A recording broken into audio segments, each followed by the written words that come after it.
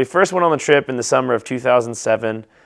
We arrived in Zambezi. We were kind of introduced by Father Javi, who's the priest that lives there, to this honey that he brought in a bucket. We came to realize that this honey was actually a large crop in the area and that they had no market to sell it in. I saw a product that was quite remarkable, and I didn't understand why it wasn't being purchased.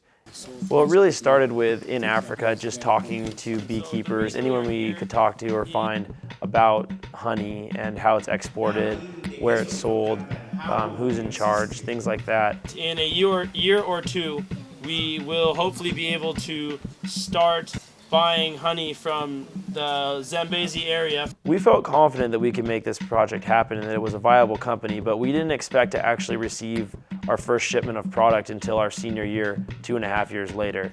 And we were actually able to step that up, and about 5 to 6 months after we arrived back in the States, we had our first shipment of Zambia Gold. This year was a really big year for us in terms of meeting more of the honey farmers, getting to go out with them and see the way they harvested their honey, looking at the product coming straight out of the hive.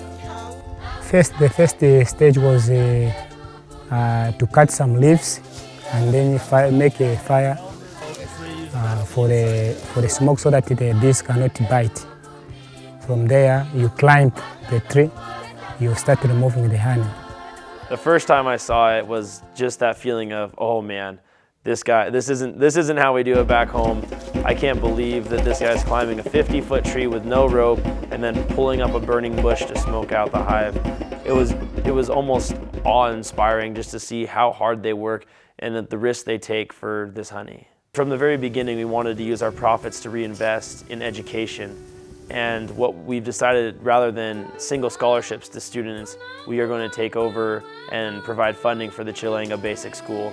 The people want to learn, they love to learn, but they are denied these opportunities because there simply isn't enough resources, there aren't enough teachers, not enough classrooms, there aren't enough books to allow them to pursue what they want. The very first order of business is simply to maintain the school, keep it at status quo, but then push the envelope. We hope to put in power, a library, a computer lab, and generally just improve the quality of life and make it a place where learning is really enjoyed and loved and people want to go to.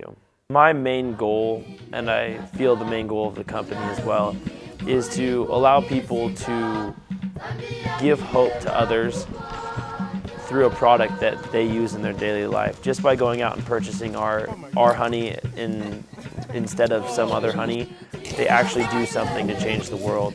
And it might not be that much of a change, but it is a change. And to be a part of that change and love that change and see that what they do can make a difference and what they do does have an impact and be a part of what we've started.